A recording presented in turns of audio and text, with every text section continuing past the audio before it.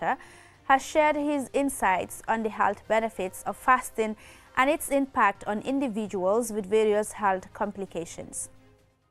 Now, in a bid to ensure women and children have access to quality healthcare in the Gambia, the China Aid Project and the United Nations Population Fund presented a consignment of medical equipment and supplies to the Ministry of Health on Friday. These and other stories coming ahead. Do stay with us.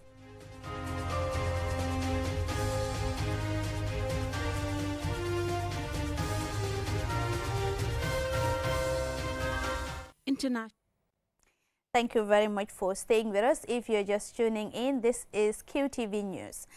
Now, the Q Group commemorated International Women's Day by honoring the hard work and dedication of its female staff members. The company celebrated the achievements of women in the workplace, recognizing their invaluable contributions to Q Group's success and fostering a culture of equality and empowerment.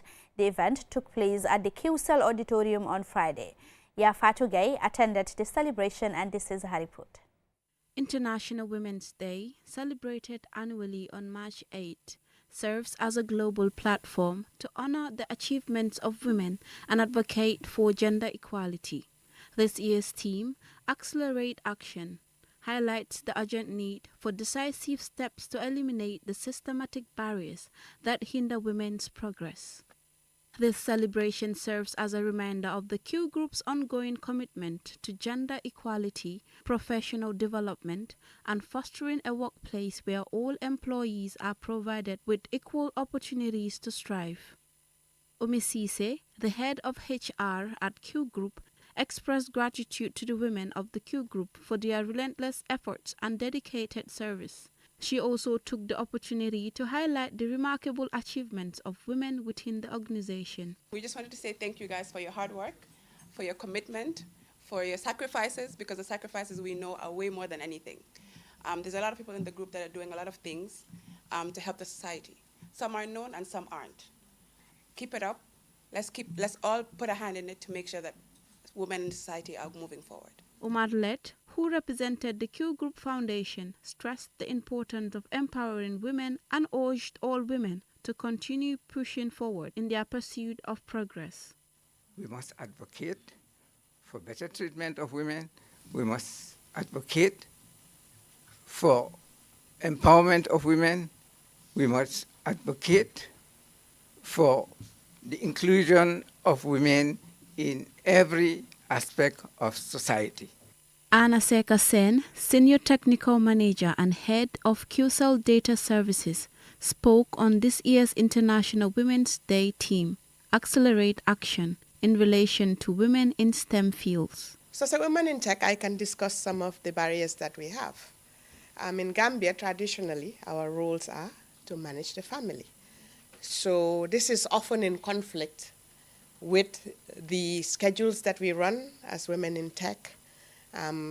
Even keeping up with technology, it's usually in conflict. And it's not only tech, it can be applied to a lot of other fields. Okay? So because of this and the demands of the tech world, it's very difficult to manage your career as well as your family. Fatou Boumbite, Admin and Marketing Officer for Q Money, shared her inspiring journey of working at Q Group. Well, having to work with a Q Group and balancing home, it's not that difficult because as a woman here in the Q Group, we are given our freedom and we are supported largely in every aspect that we are doing. The Q Group remains committed to fostering an environment that supports diversity and inclusion, consistently ensuring that the contributions of female staff are celebrated and recognized. By celebrating International Women's Day, the Q Group not only honors the women within its ranks, but also reinforces its broader commitment to supporting and advancing gender equality both inside and outside the workplace. Reporting for QTV News, this is Yavatugay. And now, the Gambia Armed Forces, in collaboration with ECOMIG Mission in the Gambia, Saturday commemorated International Women's Day at a colorful event at the Makati Square in Banjul.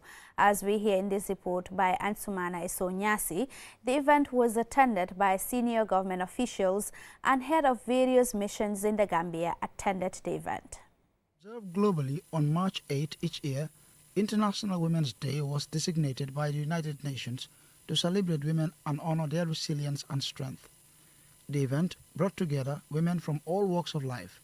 It was not just a celebration, but a moment to reflect on the social, economic, cultural and political achievements of women. Speaking on behalf of the First Lady Fatoumata Barrow, Dr. Habibatu Dramé, the Minister for Basic and Secondary Education, emphasized the day's significance, noting that it highlights the invaluable contribution of women to the collective advancement of society. She further added that this year's theme, Accelerate Action, stresses the need for greater efforts to ensure gender equality and equal opportunities across all sectors. It is through their dedication that we have witnessed lives saved and communities healed. In the agriculture sector, we have also seen significant contribution from our women. They are the backbone of our food production, cultivating crops and raising livestock, ensuring food security for their families and the communities around them. Their hard work sustain families and contribute to the economy, highlighting the vital role that our women play in nurturing not just the land, but the heart of our society. Furthermore, she called for swift action in empowering women and addressing the challenges they face. She also acknowledged the contributions of women in various security services, highlighting their role in strengthening national security and resilience. Additionally, she reaffirmed the government's commitment to advancing women's empowerment and tackling socio-economic disparities. Let us advance a call to action to accelerate the support for women in our country. It is essential that we not only sustain the progress we have to thus far, but also expand our efforts to empower women further. We must invest to ensure more women and girls have access to not just quality education, but they have access to skills training, to finances to support their needs. The event was followed by a series of demonstrations, including the stripping and assembling of firearms by ECOMIG officers, an inter-service push-up competition, and crowd control displays by the Gambia Police Force and the Gambia Fire and Rescue Services, among others. These demonstrations were not only a showcase of military and policing skills, but also a powerful validation of women's ability to perform equally and contribute meaningfully to nation building.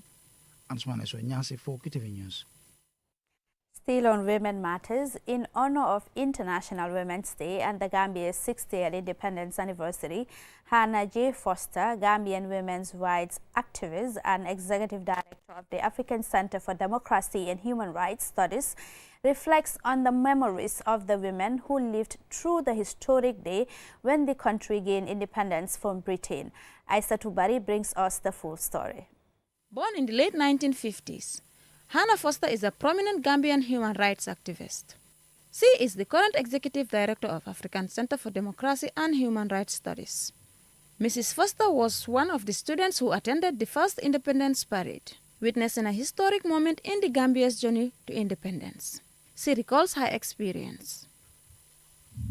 When Gambia attained independence in 1965, I was in primary school, and at that point in time, I was at St. Joseph's, and a few years before that, we were going for march at Empire Day, and then it transpired into marching on Independence Day. So independence was quite interesting. And as a young lady, we learned that now Gambia is going to take charge of its own destiny, which was like, okay. But it was afterwards that we really understood the meaning. But yes, it was quite exciting. While often overlooked, women such as Rachel Palmer, the only woman who participated in the talks that led to independence at the Marlborough House in 1961, played a crucial role in the Gambia's fight for independence. Alongside her were other remarkable women like Hannah Augusta Jawara, the Gambia's first lady at the time, and the first Gambian woman to participate in national elections. Lucretia said Claire Juve. Dr. Florence Mahoney, the first Gambian woman to be awarded a PhD. Aja Fatunding Jata, Musu Kebe Drame, Nyamasata Sane Bojang, among others. Hannah J. Foster recollects. We had some classes going on to high school about such women like Hannah Foster. We also had, growing up, we had Louis Njai. Growing up, we had Cecilia Cole, and we also, as time went on, we also had Nima Sane Bojang. We also had Adiyam Seka. These were, and Yadikon Jai for the PPP, but me Rachel Pama, yes. And it was quite interesting, and Florence Mahoney. These are women who were learned, and most of these politicians at the time had women who were supporting them. Hasum Sisi, a renowned Gambian historian who in 2008 authored the book, Gambian Women, An Introductory History, sheds light on the significant role Gambian women played in politics during the pre-independence era and the challenges they faced. The women traders at the market, they had a wide, network of friends, and customers, okay, and they were able to, use, their this wide network, to canvass support, for these other political parties. Influential women have played and continue to play significant roles in shaping African societies across various spheres. Hannah J. Foster, again. For Gambian women, my main message is believe in yourself. And fortunately enough, we now have a gender ministry, and I believe they are doing a lot of good work. And perhaps for that, we also need to call on the president, because he also has the authority, yes, to elect and to use that power to ensure that there is equality or there is equal representation in parliament and in other institutions. The legacy of these Gambian women serves as a lasting reminder of the vital importance of inclusion and equity in the process of nation building. Aisa Tubari, QTV News. That report there will take us to a commercial break. When we return, we have more local and sports news stories for you. Do stay with us. fii mooy fan fii mooy Inessa di place bi nga xam ne moom la ñëpp taam place bi bépp xeetu ataaya bu baax rek bu dugg see ci dëkk bi xamal ne fii rek la am bara wërga bi neex na lool saf na ba pare tamit nag am gu bu neex boo ko naanee rek da ngay kontaan ci saas añ ba suur ba gëreesal li nga lekk jëndal baara ataaya bi ndax moom la ñëpp taam gis nga sama client bi ataaya bu neex bu ne moom laa koy njëkk a jox ndax moom kat ataaya bu neex rek lay wër baara wërga bi mooy warga bi gën te moo gën a saf kon nag ràññee leen ko bu baax kon daw leen gaaw ca Banjul foofu ca Inessa di place bi nga xam ni foofu rek nga ko mën a amee wholesale wala retail mu ngi foofu ci boori court house bi foofu ca Banjul wala nga daw ci bépp marché bépp supermarket bépp boutique fépp foo dugg rek di nga mën a am baara warga bii nga xam ne moom la ñëpp di wër tey baara warga moo dàq ci warga yi man maa ngi ci moom ndax su ma maree ataaya moom rek lay naan. The future is now. With QCell's 5G network, experience speeds like never before. With our new 5G Rocket Fixed Internet plan, get speeds from 10 Mbps to 100 Mbps. Your 5G-enabled device. Walk into QCell headquarters to get one of our 5G routers and experience the true feeling of 5G. Only with QCell. QCell brings you the future. Tech, innovation, incredible speed. The future is now. For more information, call our customer care on 111. QCell, Sunyabus. We innovate, others follow. Terms and conditions apply.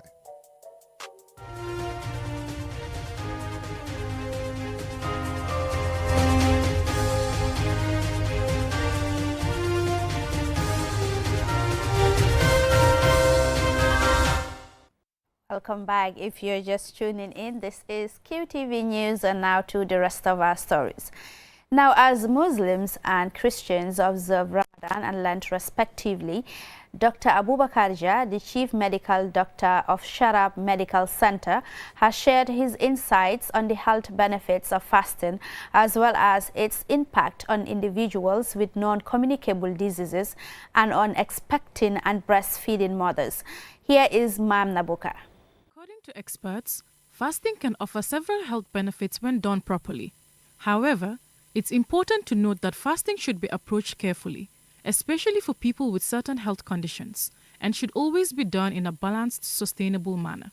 Dr. Abubakar Jah, the Chief Medical Doctor of Sharab Hospital, explains the health benefits associated with fasting. Fasting helps to, number one, detoxify our body. Number two, studies have shown that intermittent fasting can help our immune system.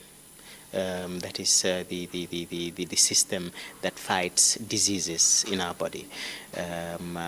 We know that also fasting can control our body sugar levels. So those people who may develop diabetes, if they are involved in intermittent fasting, they may not get diabetes as soon as they would have gotten it before. Regarding the risks associated with fasting, Dr. Jah emphasized the importance of seeking medical advice for proper diagnosis.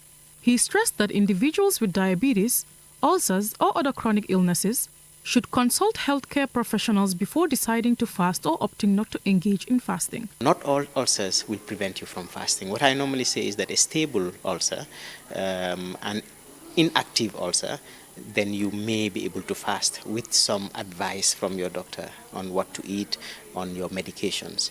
So ulcer is one of them, but with a proviso. The other one is diabetes. Again, it is not all diabetes. It is unstable diabetes. So if you have an unstable diabetes, then it is better not to fast. But once you stabilize it, once you've controlled it for so long and it's under control, then with advice again from your doctor, you should be able to fast. The summary of all that is that nobody should be able to say, I am not going to fast because of medical reason without getting a doctor's opinion. This is Dr. Jah's advice for women who are pregnant or breastfeeding. Those who are pregnant, they have to see their gynecologist. If their pregnancy is going normally and the baby inside is normal, then they should be able to fast. If you find out that if you're fasting during the day, you're not getting enough milk for your baby and your baby is not healthy and your baby is not doing well, then maybe yes, you can stop fasting. But generally, if you're breastfeeding and you are doing the fasting the way you're supposed to do it, there should not be any problem with it. Dr. Abubakar Jah emphasized the importance of engaging in physical activities to fully reap the benefits of fasting. He also shared steps individuals can take to enhance the vital gains the body experiences from fasting throughout the day. When you break your fast, do not eat too much in one sitting. Do not just sit down because you've been hungry throughout the day and the food is right in front of you there. You eat and eat until you cannot even get up again. The second is the type of food you're going to eat. You should eat healthy. The third part is don't waive the other times of eating. Don't say that, no, I don't normally take sahur in the morning. I don't normally take, no, spread your food. And that will help you to say during when you're breaking your fast itself, to say, no, I'm not going to eat until I'm too full because I'm going to eat again during the night. As Ramadan and Lent progress, Dr. Jah encourages everyone to embrace the spirit of the season while prioritizing their health. He advises making informed choices about nutrition, staying active, and caring for their physical well-being. Mam Nabuka, reporting for QTV News. Now, in a bid to ensure women and children have access to quality health care in the Gambia, the China Aid Project and the United Nations Population Fund, UNFPA, presented a consignment of medical equipment and supplies to the Ministry of Health on Friday. Favor Azim was there, and this is her report. This generous donation aims to strengthen the country's healthcare infrastructure and improve services for women and children, ensuring they receive the care they need for better health outcomes. Ndero Sar, the country representative for UNFPA, provided details on the equipment that were procured as part of the donation. Today, we are formally handing the rest of the equipment of this project, and that includes 60 delivery beds, providing comfort and dignity for expectant women. We are also giving 5 anesthetic machines, We all know how crucial they can be when we do a C-section. And we are also giving 10 oxygen concentrators, which are also very crucial for maternal health. And then on top of that, we are delivering 1,000 dignity kits. For those of you who don't know what a dignity kit is a set of essential supplies that you give to a family or a woman or a man to survive during natural disaster. Here is His Excellency Liu Jin, China's ambassador to the Gambia. And this year, the Chinese side will also hold the capacity building in the public health management areas. This year, we will hold the program in Banjul instead of in Beijing. In this way, it can cover more participants. And just recently, the Chinese government also initiated another program. That's a program supporting Gambian government's efforts to prevent and eliminate malaria. Dr. Ahmed Samate, the Minister of Health, commended the Chinese government and UNFPA for their generous support and efforts in improving healthcare in the Gambia. Dr. Samate also elaborated on other ongoing and upcoming projects. And most recently, UNFPA supported the training of midwives in ultrasonography. I think that is very, very phenomenal. That's very remarkable. We believe these midwives, when their capacity is built, they can do basic diagnostic ultrasonography for pregnant women. And that will save potentially, inshallah, a lot of lives. And also, it will reduce the suffering of the people from traveling from one facility to the other just to do ultrasound scanning. So we have started a process of increasing the facilities we call comprehensive emergency operative management centers. A number of facilities will be brought on board so that they are able to carry out cesarean sections close to the homes of the people, especially in the provinces and throughout the country.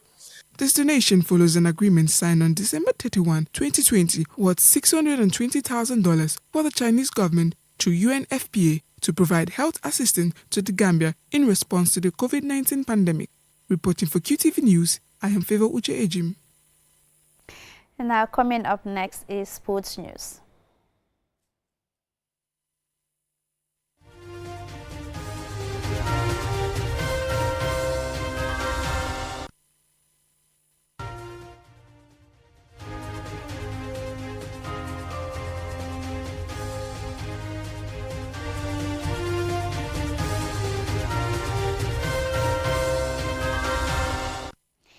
Now, the Gambia's African Nations Championship CHAN team will face Gabon in Libreville for the return leg of the first round of qualifiers following a goalless draw in the first leg. Saturday's match will determine which team advances to the next round. Momodu Gajaga has the details. The opening match of the round, Gambia and Gabon played to a 0-0 draw at the Stade Lat Dior in Thiès, Senegal.